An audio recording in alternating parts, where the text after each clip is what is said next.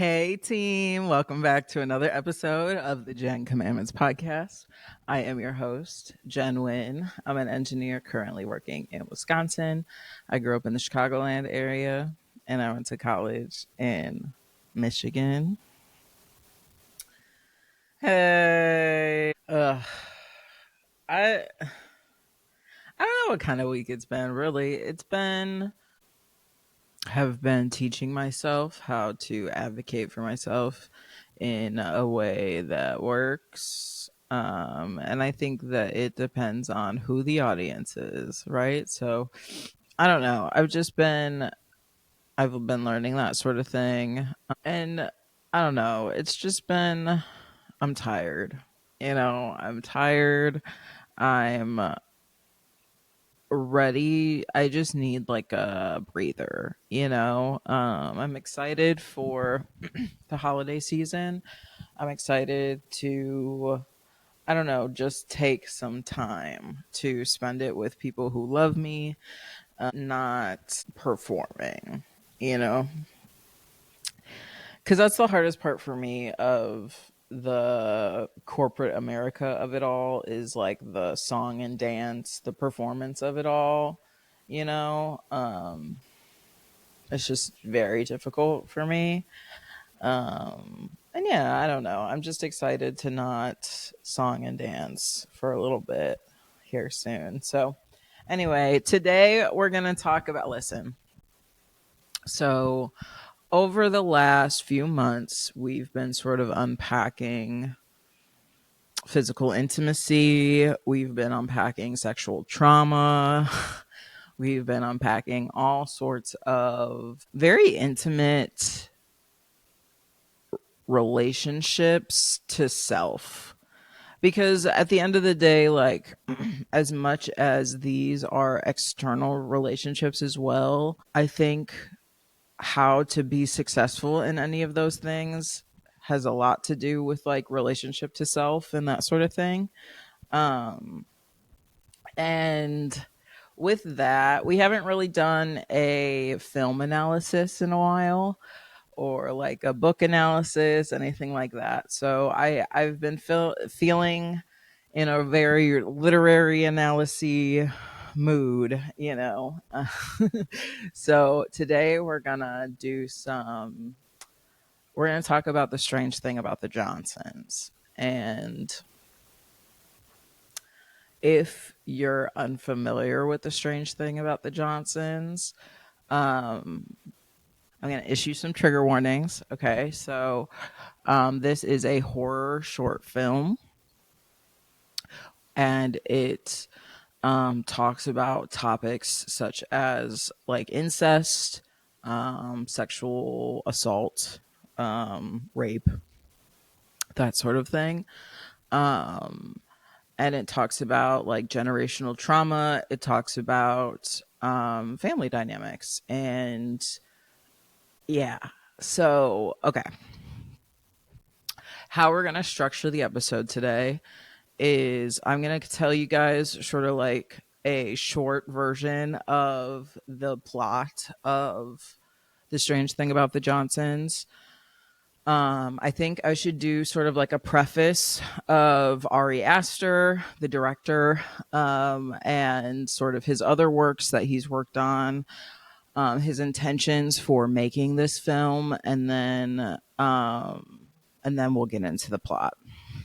And then after that, we'll get into some analysis, some like or analysis, get into some like I don't know, just things that have been on my heart, things have been on my mind because like I talk about sexual trauma as it relates to women all the time. I talk about consent, we talk about all sorts of things.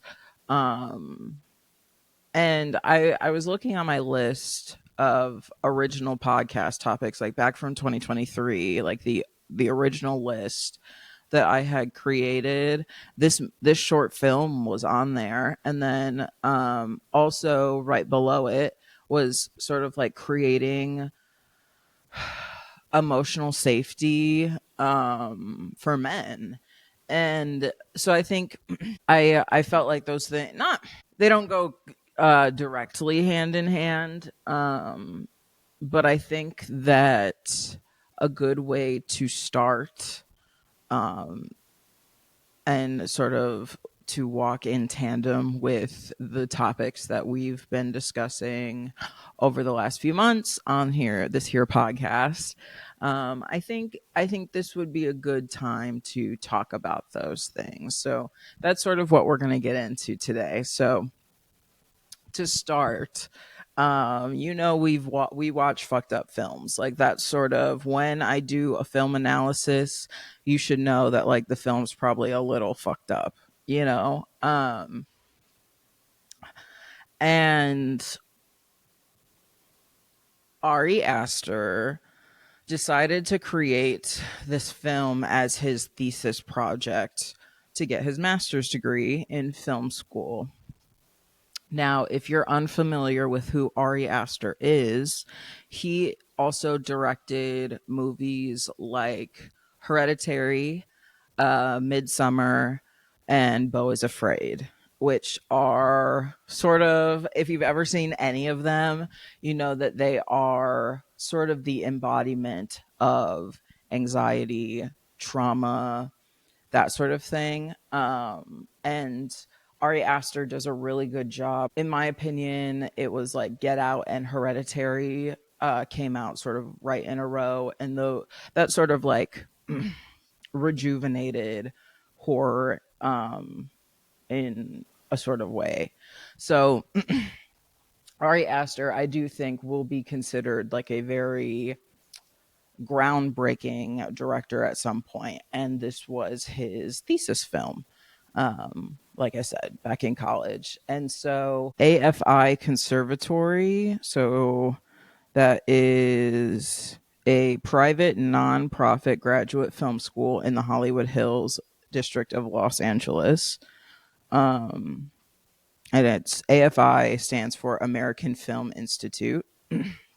Now, he mentions, or at least this Wikipedia page mentions, that this specific institute, AFI Conservatory, they are very Oscar focused. Like they are very Hollywood specific. So, indie films, something that would incite this sort of feeling, like of saying those quiet horrors out loud, showing what may happen behind closed doors of lives, like people's real lives, you know. He knew that this specific film school would be very, very uncomfortable with that.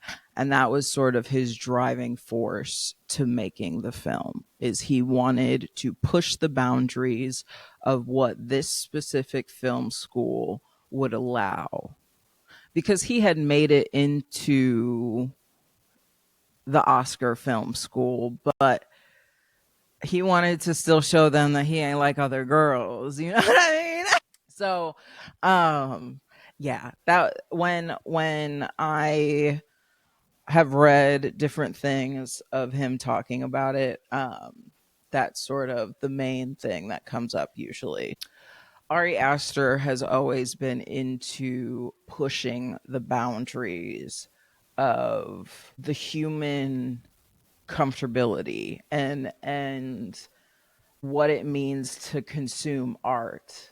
You know, like why do we consume art? Do we consume art to feel something? Do we consume art to escape from our own realities, or do we consume art to help us cope with those realities? You know what I mean? Like I think that that's sort of, if I had to give a sort of like overarching question of Ari Aster's work, I think it would be, what does art consumption mean to you? And like, yeah. And then I guess like a question to Ari Aster, like me and my brother and I have discussed this at length before, of just like, is making art inherently selfish or selfless? You know, is Ari Aster making this art a cathartic experience for him? Is this him helping him, or sorry, is this helping him cope with the horrors that he sees around him? You know, or does he create them to try help with those things? You know what I mean? So I don't know. What's the point of creating this traumatizing art? You know? And I guess that's up to the consumer, you know? Anyway, now we're going to start to get into the plot. So the short film, this movie's runtime, this short film's runtime is only 29 minutes. And the short film opens with a teenage age boy beating his shit in his room. Okay. I don't know a better way to put it. Okay. But like, um, homeboy's probably no more than 13 or 14. At least that's what it looks like. I don't know what actual homeboy's age was. Okay. And homeboy is, I don't know, masturbating. Okay. And daddy, Big Daddy T, not Big Daddy T, but like the father figure within the movie, knocks on the door and opens before the son really has the opportunity to let him know, like, hey bro, I'm in the middle of something right now. Like, give me some privacy, and this is actually, in my opinion, a broader, even that interaction of dad sort of just barged in on homeboy in his room, when in theory he should be having private time at a time where, like, during your teenage years, when you're trying to figure out boundaries and that sort of thing, is like very important to be able to be like, hey, I need some privacy or what have you. And I think that it's a hard thing to figure out as a parent of like, what is the proper amount of privacy and what is too much, so like, anyway, dad barges in, and like, instead of just like closing the door and like, I don't know, not making the moment more embarrassing for their child, like, the dad like comes back in the room and like addresses everything head on and is like, I know that you think what you was doing was embarrassing, but it's very natural. Like, like, it's trying to be like a very kind and console. He is trying to be a good dad, but like, also, like, comes back into the room while homeboy was literally just beating his shit, and like sits on the bed with him and like caresses his face a little bit, and it's like, there's nothing to be ashamed of. Like, it still pushes the boundary to like, a little, in my opinion, is still overstepping a little bit,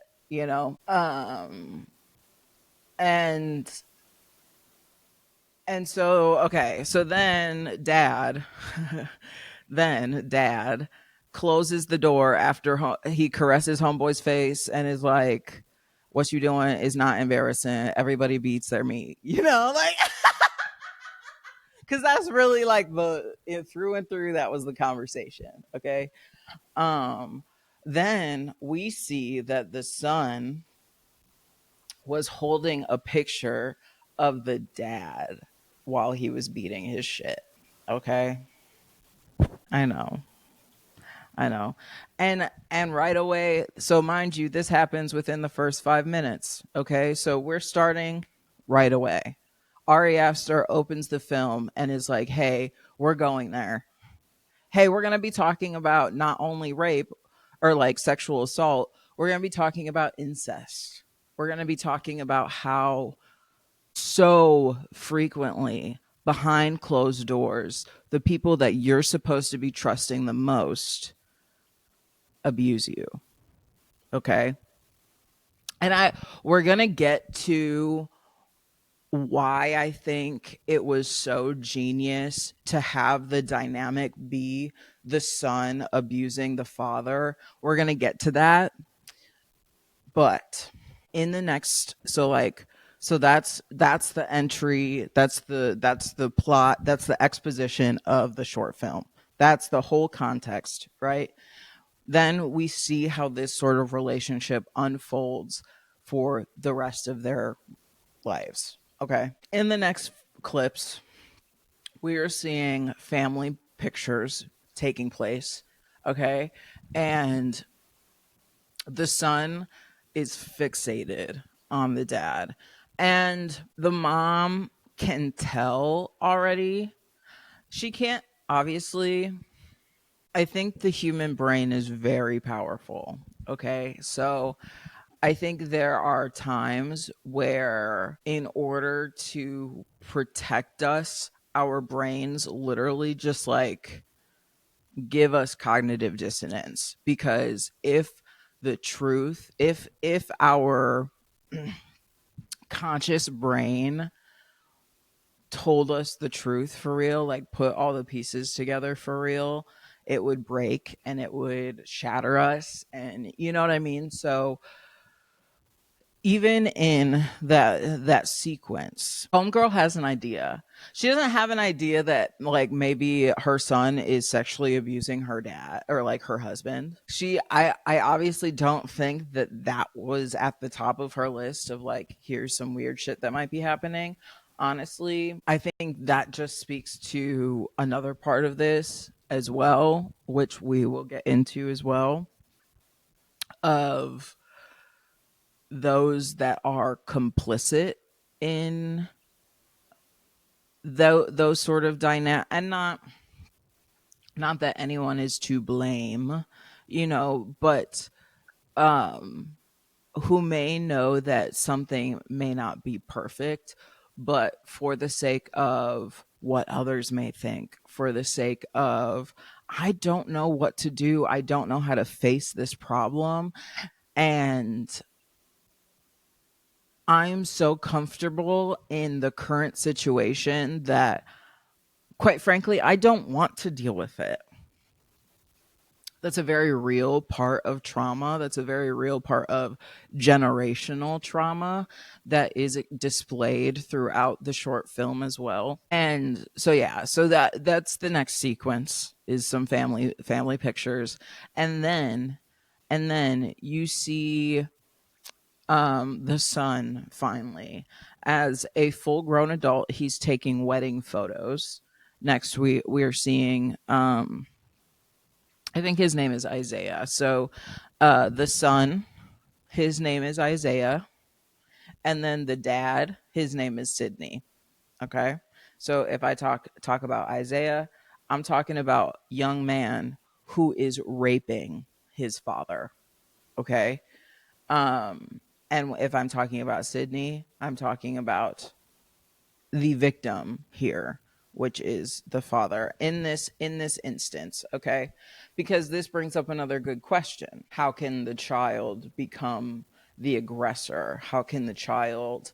Now I think so. When Ari Aster talks about this, he simply he really said that like him and his friends discussed, and they thought that the most taboo thing to talk about would be a son molesting his father.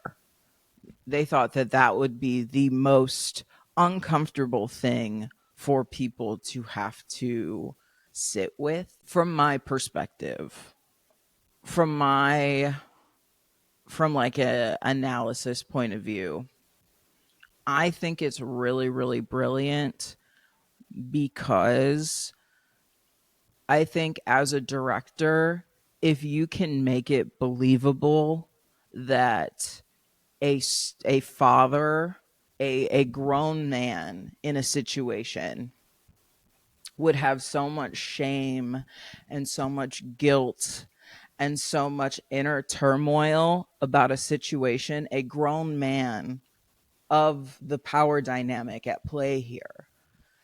If a director could convince us, an audience, that a father wouldn't be able to get themselves out of that situation at hand, then it would be easy for us to be like, of course, it would be impossible for a child to get themselves out of that situation, right? And I don't know if that was a key driving point for them, and if that was part of the reason why it was so taboo, right? I'm not sure about all that. But in my opinion, that being one of the things, one of the subproducts of that, byproducts of that, um, is very interesting. Very interesting. And it makes sense to me that the strange thing about the Johnsons is such a memed and like deeply uncomfortable thing for a lot of people. I know that it was like a thing that went viral because of how uncomfortable it is. But I want you to sit back and take a step back and be like, okay, but why is this so uncomfortable? Of course, it seems so uncomfortable because it seems ludicrous that like a son could be abusing a father and maybe people never noticed and what have you. But I think the real horror is that, like, baby, you never know what's happening behind closed doors. And the fact that it's probably an issue enough that we're making films about it. So at Isaiah, the young boy's wedding, he whispers in his dad's ear and he says, "Thank you for everything and always being there for me. I love you, Dad." And then, even on his wedding day, he couldn't keep his um, desires to himself. And he molests his father on his wedding day, tries to get him alone. And actually, Sydney's wife, Isaiah's mother, sees them. Okay. Now I haven't given a lot of context for the family at this point, right? We just have this dynamic between Isaiah and Sydney. We don't learn until a little bit later, but um Sydney, the father, he is a well-known poet, known for his sensitivity, and it shows that throughout his career that he has faced some darkness in recent years, right?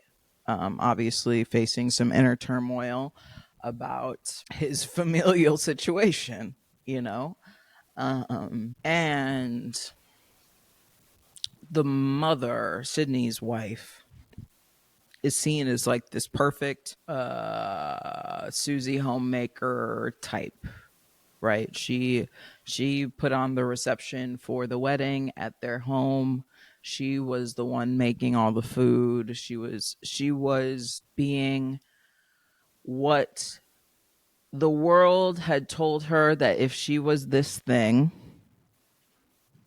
that her life would be good, right? And she finds out that her son, she witnesses her son start to molest her husband. She witnesses that at her son's wedding reception. And this, her story is that of a lot of women's. What I really appreciate about the film is that although the dynamic, it is the son abusing the father, the how it impacts a family doesn't really change. So like the casualties, the, or whatever the word is for like the residual pain, right? The people who are affected as a result of this like very traumatizing relationship, you know? Um, she really compartmentalizes in that moment.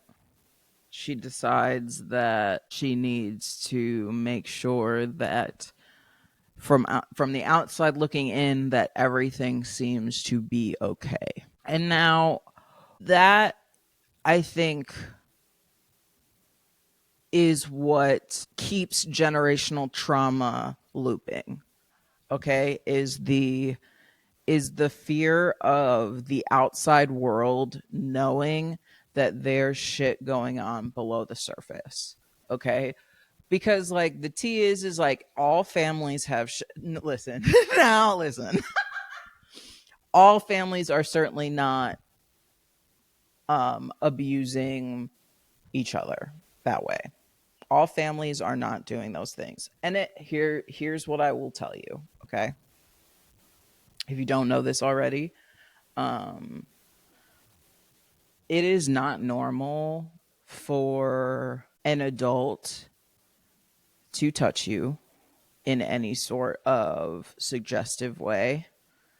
It is not normal for an adult to ask you to touch them in any sort of suggestive way. Um, it is not normal for your cousins to ask you to touch them or to touch you in any sort of suggestive way. Um, and it wasn't normal for them to ask you those things when you were underage as well. Okay, your aunties, your uncles, all of those relationships um, are very layered and very nuanced. And I understand that there are people that you love in this world who may have done things to you goes against what it means to actually love, care, and support you. Okay. If you have an idea that anybody knew about any of the things that might have been happening below the surface, I want you to think about that and how isolating it felt that they had an idea and they didn't do anything. I want you to remember that feeling, what it felt like as a kid. Every time you have that ping in your chest of like, I don't necessarily know um, if what the right way to go about this is, but I have this weird feeling about something and I need to check. Okay. As we move into these new historical contexts where we are not going to continue to blindly follow our parents, right? Because throughout the film, Sidney, the father, he writes this memoir and he mentions how they're both guilty, all right? And there is a point where Isaiah, the child, really gaslights Sidney. And I think this is where the short film is most tongue in cheek, because Isaiah really lays it on thick where he's like, all I ever did was want to love you, like um you never gave our relationship a chance, like really, like is fully in the delusion of this is not a, or he's trying to convince himself in that moment that he is not being an abusive person, that this is a reciprocal relationship, right? Because like truly, right? Nobody ever thinks that they are an abuser, right? And I think this part of the short film is so brilliantly like tongue in cheek, because it is just absolutely ludicrous that a son would say those things, like I think the reason why it's so like memed and whatever is because that stuff just is so ludicrous, but I think it's that ludicrous on purpose. I think it's that silly, bizarre, whatever, that like that son father dynamic, right? Of like, what do you mean you never gave our relationship a like sir, you are fucking your dad. That's crazy, right? But those are the words that abusers say to their victims all the time because they can't fathom to themselves that they're inflicting pain and harm onto another person because of their fetish, because of their like not to kink shame, right? But motherfucker, you are raping people. And and like broader, right? Broader, bigger than that, not just in a literal sense. Like you are inflicting trauma, whether that be physical, emotional. You are inflicting pain onto another person and you are trying to convince them that they are just as much at fault. Okay? Now, now. If you haven't ever watched this short film and you don't like horror, I wouldn't watch it. This is not like a beginner level horror experience, okay? At some point after his wedding, Isaiah decides that he's going to stay at his parents' house even though he just got married. And what would you want to do on your fucking wedding night, bitch? Wouldn't you want to consummate your fucking marriage, Bella and Edward style, break the headboards, ass bitch shit? Nah, he wants to fuck his dad, and he rapes his dad that night. And Sydney's wife, Isaiah's mother, hears the screams of terror of her husband. And what does she do? She turns that bitch up. She turns the TV up. She goes, that is not my job. And listen, there's a lot of complicated feelings there. Actually, that might have been a different night altogether, but that's neither here nor there. Basically, Isaiah drives Sydney to die. He drives him so crazy that he crazily runs out into the road and gets hit by a car. And Isaiah doesn't even let his mom grieve. He's like, fuck you, bitch. Call the ambulance. Don't even touch my man. I fucked him better than you ever could. That's literally, y'all. Isaiah, hey, no judgment here. Isaiah is a freak hoe. Okay? He is freaked out. And it sounds funny. I know I'm saying it and it's funny the way I'm saying it. Isaiah is freaked out. And it's scary. There was a lot of pushback onto Ari Aster, that it was a black family. That the strange thing about the Johnsons was centered a black family. He did mention that it wasn't intentional in a commentary about a specific community way. He said, but he did know that he would get substantially more pushback if it was a black family, and that was part of the driver for that. Ari Aster is a Jewish man from New York, just so y'all know. Jewish white man. The mom/wife in this situation is very interesting to me because it brings up the bystander effect, right? Of homegirl at some part of it, once she became aware of it, was complicit in her husband getting assaulted. Now, there's a lot of layers and nuance to that. of, I'm sure there's a part of it that there was weird feelings of like jealousy. There was feelings of, what did this man do to my son that he's now doing this to him? Like, because that behavior comes from somewhere, and that brings up another question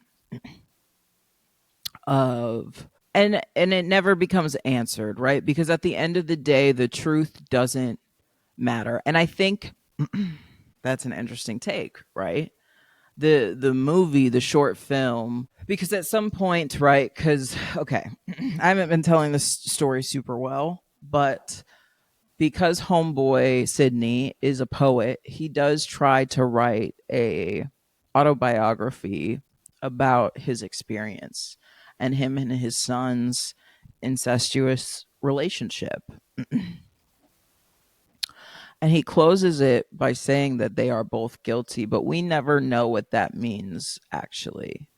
We don't know if that means that he's guilty in that maybe he used to inflict this pain onto Isaiah. And so there is a part of him that feels like he deserves this abuse now. We don't know if that just means that he's letting it happen, and so that means that therefore he's a participant, and you know um it takes two. So during the gaslighting scene where Isaiah confronts his father and is like, you're just as much a part of this as I am. You never gave our relationship a chance. Like, really tries to lay it on thick just to adhe like not adhe like appease his own conscience, you know?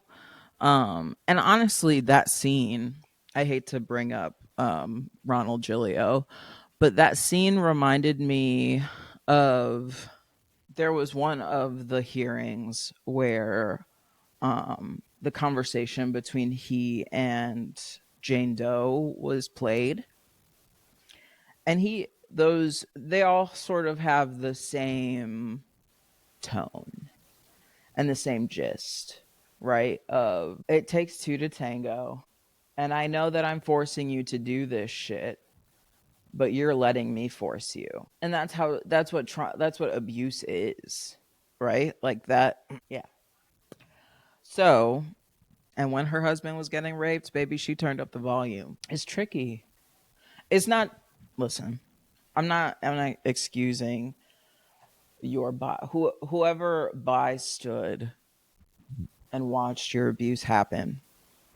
I'm not trying to make excuses for them. But like we've talked about, like, so much of our parents have relied on blindly following in the footsteps of their parents, and et cetera, et cetera. And like, simply, like, homegirl was just like not equipped.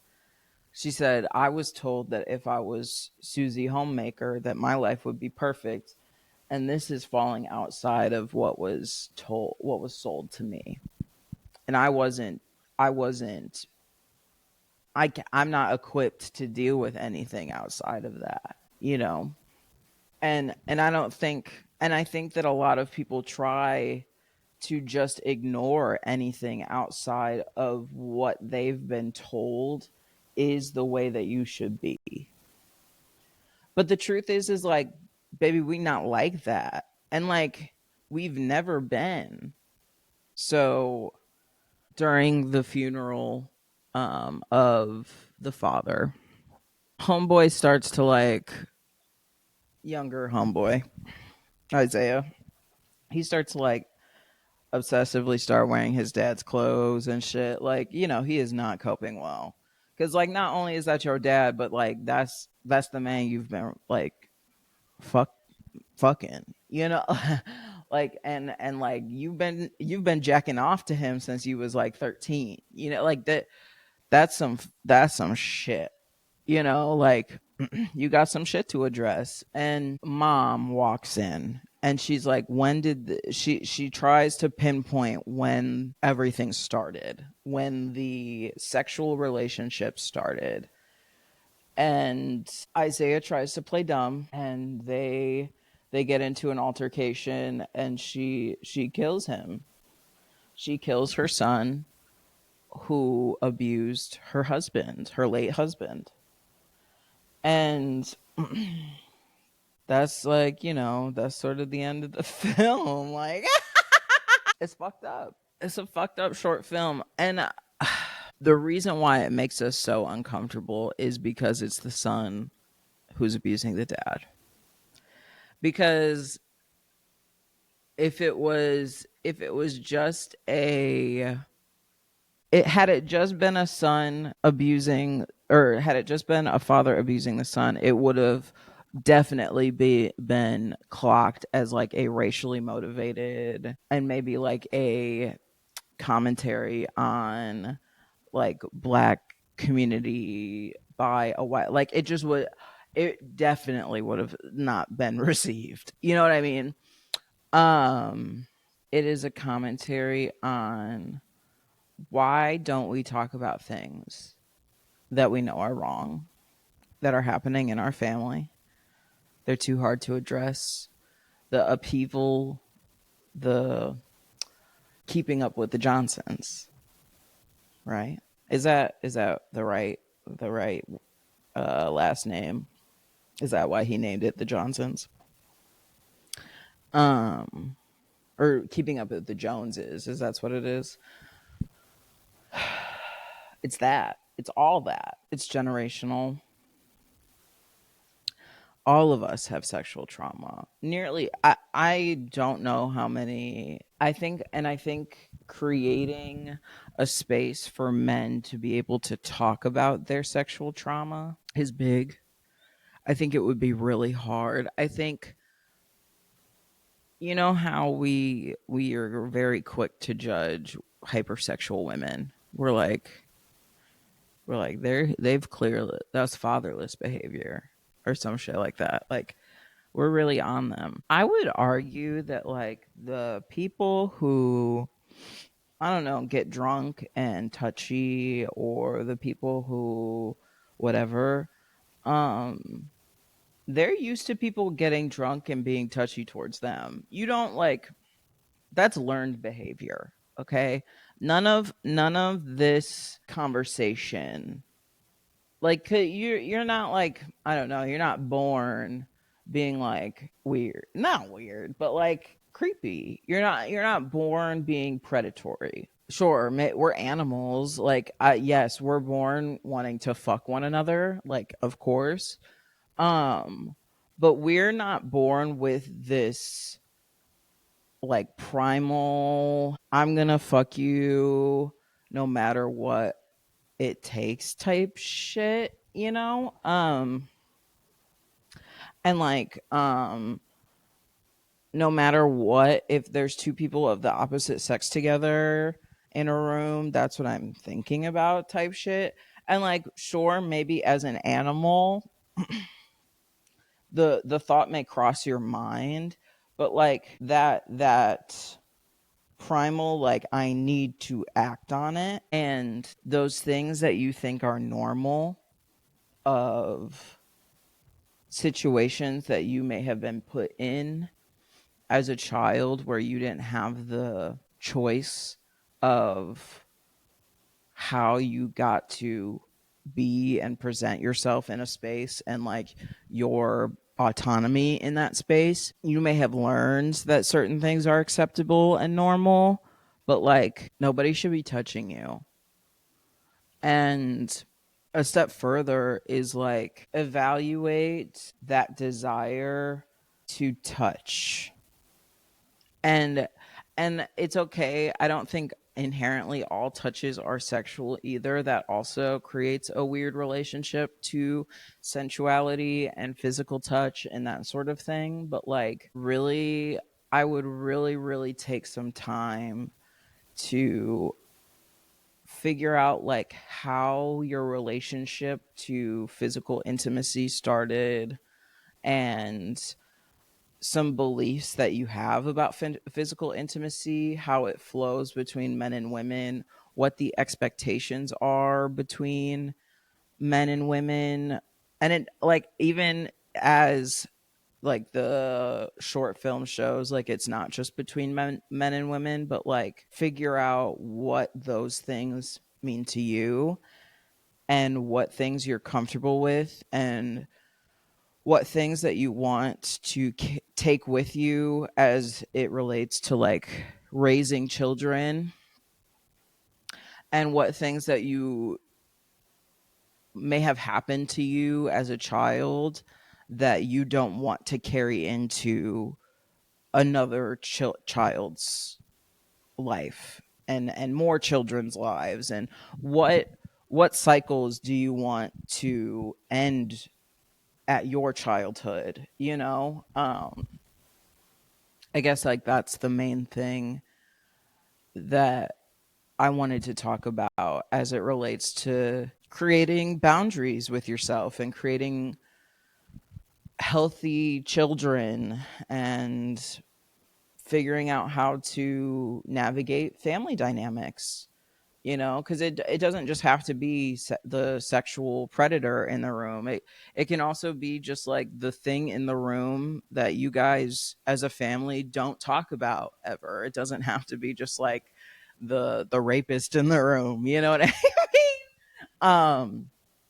But yes, do not make excuses for your rapist family members either, or and they don't have to just be rape, but your predatory family members, those family members who like insist on giving your young niece or like nephew a hug. Like, really keep an eye on your family, because and your friend, and just like everyone, like no one is safe, and like that sucks, but like almost always perpetrators are people you know already and people you trust.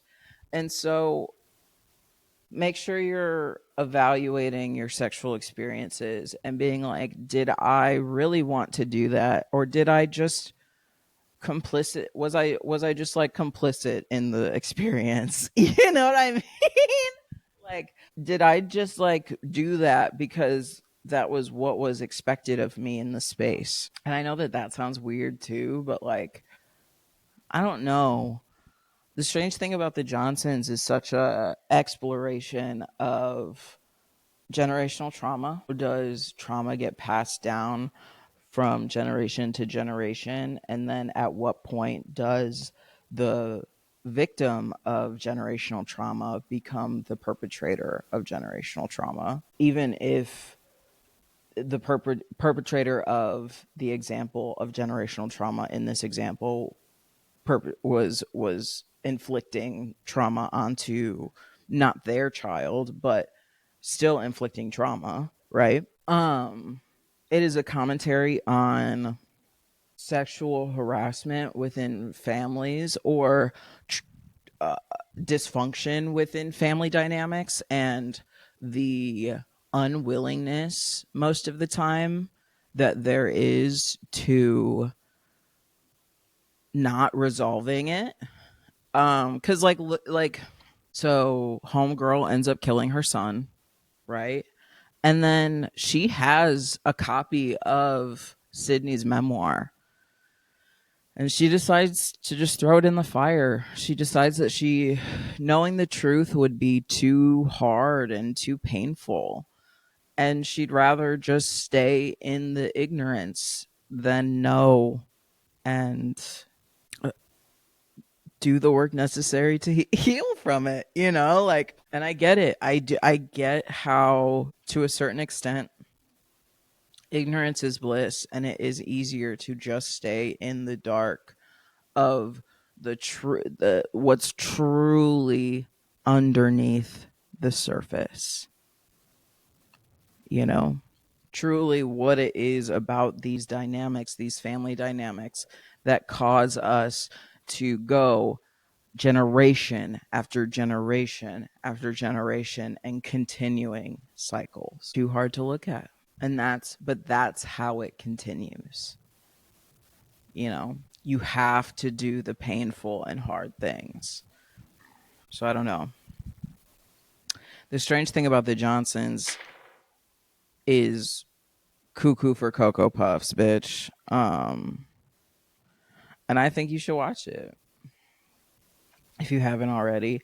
But don't if you have like a weak stomach. Don't if you like, because I'm not gonna sit here and have y'all come back here and be like, Jenn told me to watch the strange thing about the Johnsons, and now my stomach hurts, bitch. What? I don't know what to tell you. Okay. Um, if you haven't already, please go like do some self help. Like really try to get to the core of something. Like try to find something about you that you're like, I don't know if I like this thing. Maybe I think I'm insecure, right? That's one of my big things, right? I got some insecurity. Try to get to the core of that. Fucking and try to move on. Cuz if we never try to move on, baby, it's just going to keep going. The snake finna eat itself, you know? So, that's all I got today, team. I love you guys very, very much. Sorry we had to talk about some traumatic shit. We always do. We always do. Um, I love Ari Aster. He's one of my favorite directors. Um, and Midsummer has gotten me through some of the darkest times of my life. And I'm forever grateful to him for creating that piece of art. So, that's all I got today, team. I love y'all. Don't forget to drink some water and wash your face. Okay. Love ya. Bye.